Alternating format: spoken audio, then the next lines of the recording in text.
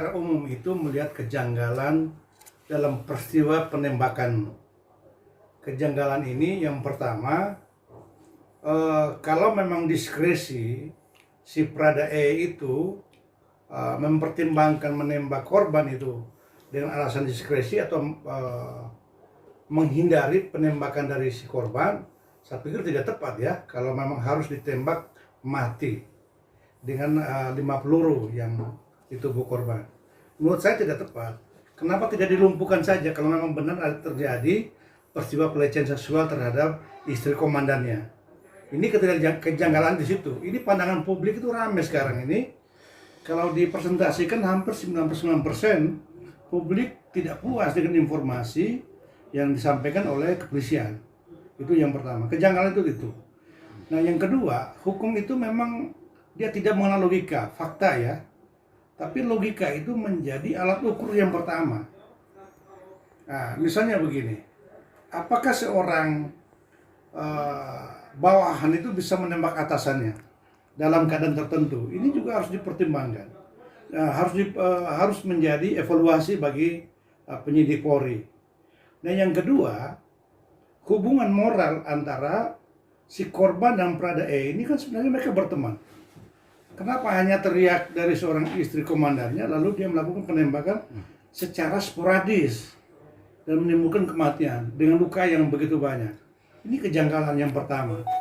Kejanggalan yang kedua, kenapa dibatasi kebebasan keluarga korban untuk melihat keadaan mayatnya? Karena tradisi Batak, tradisi Flores, tradisi Indonesia Timur, maaf aja, itu harus dipakaikan dasi, dipakaikan jasnya sebelum pemakamannya, kan begitu. Sehingga mereka wajib melihat kondisi anaknya. Ini kan bukan seperti peristiwa jatuh pesawat kan, yang mayatnya sudah berkeping-keping. Ini kan hanya penembakannya. Boleh dong mereka memandikan anaknya, menggunakan jas, didandan sebelum pemakaman. Itu kan tradisi itu. Dan kenapa dilarang? Kalau dilarang berarti ada sesuatu yang tersembunyi di sini, yang menjadi tanda tanya publik, gitu loh. Nah, itu kejanggalan yang kedua. Yang ketiga, polisi biasanya dalam operasi apapun melibatkan media. Nah, kalau pandangan saya, sebagai pengamat hukum, menyatakan bahwa pencitraan, misalnya menangkap narkoba nih, gerebek narkoba, sampai operasi jalan raya pun melibatkan media loh. Kenapa peristiwa pembunuhan ini media diintimidasi? Padahal media memiliki undang-undang tersendiri, kebebasan pers kan. Bagaimana caranya dia untuk mendapatkan informasinya? Mau loncat pagar kek, mau tengah malam menyusup kek, menyusup ke dengan anggota penyidik kek, itu kan sudah teknis media untuk memperoleh informasi.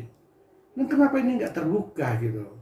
Ini yang kejanggalan-kejanggalan ini yang menimbulkan publik semakin tidak percaya terhadap Polri gitu. Nah, langkah yang dilakukan oleh keluarga korban menurut saya tepat. Sudah membentuk beberapa tim pengacara untuk melakukan legal action, pelaporan secara pidana di Mabes Polri terhadap peristiwa pembunuhan maupun ada peristiwa pencurian. Itu saya pikir tepat itu. Jadi langkah yang ditempuh oleh keluarga korban ini didukung oleh publik, karena publik ingin kasus ini tidak dimanipulasi dan tidak ada konspirasi kepentingan-kepentingan tertentu dan harus terbuka untuk umum ini. Gitu. Kalau menurut saya terlalu terlambat ya. Harusnya 2x24 jam itu harus sudah dimutasikan atau diganti posisi Kadif Propam itu kepada personil lain. Karena Propam itu adalah gerbang terdepan, fungsi kontrolnya pengawas terhadap jalannya tupoksi Polri gitu. Kalau seandainya memang Kadif ini masih berada dalam posisi itu terjadi intervensi, kemungkinan itu intervensi sangat besar. Apalagi penanganan perkara yang pertama olah TKP itu ke Polres Jakarta Selatan. Polres Jakarta Selatan kan pangkatnya Kombes. Ya bisa diduga ada intervensi itu kan gitu. Dan menurut saya Kapolres juga orang yang pertama harus minta dipertanggungjawaban. Kenapa? Hari yang ketiga berkonferensi pers dan tidak menceritakan secara utuh. Misalnya gini, hanya menyatakan bahwa ada tembak-menembak dan 5 peluru yang disarang kepada korban. Tapi luka-luka kekerasan lainnya kan tidak disampaikan. Karena olah TKP yang pertama yang menyentuh di tempat kejadian itu adalah Polres Jakarta Selatan. Harusnya memang Polres Jakarta Selatan paling tidak 1-24 jam sudah memberikan konferensi pers kepada publik tentang peristiwa yang terjadi di rumah dinas Kadipropam. Yang pertama, pembunuhan. Dengan pasal pembunuhan ini kita bisa melihat apakah diskresi itu tepat diterapkan oleh Polri di lapangan ketika peristiwa hanya teriak dari seorang istri Kadipropam. Kan teriak. Nah, itu. Dan yang kedua, dengan penembakan mati di tempat itu menghilangkan kebenaran dan korban tidak bisa memperoleh kesempatan untuk memberikan informasi peristiwa yang terjadi sebenarnya. Kan dia mati. Nah, itu. Jadi pasal pembunuhan, jadi pencurian bisa, penganiayaan bisa. Jadi yang kita khawatir, dugaan, ini kita dugaan. Kita berbicara tentang pengamat hukum itu kan harus kata dugaan. Dugaan saya, peristiwa yang terjadi di rumah Kadipropam itu adalah peristiwa yang terakhir. Bisa saja peristiwa awalnya itu tempat lain. Ini dugaannya. Karena tidak logis kalau memang terjadi tembak-menembak di rumah dinas itu, lalu dengan 7 peluru yang ditembak oleh korban, tidak satu pun yang tersarang pada Prada E. Jadi ini sebenarnya logika-logika ini yang tidak rasional itu ya menjadi tugas kepolisian untuk menggali sejauh mungkin peristiwa-peristiwa yang terjadi. Bisa saja memang ini penganiayaan terlebih dahulu baru terjadi penembakan. Jadi bisa saja dugaan di rumah Kadipropam itu adalah titik terakhir peristiwa tindakan pidana.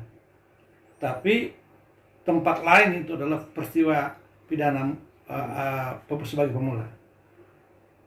Jadi tugas berat ini Polri ya. Dan ini mempertaruhkan citra dan marwah Polri yang sekarang ini, Polri sekarang ini yang memiliki moto Polri presisi. Dan Polri presisi jangan menjadi slogan yang tidak bermakna, tapi harus diwujudkan dengan perbuatan nyata. Dan ini harus tuntas pembongkaran kasus ini.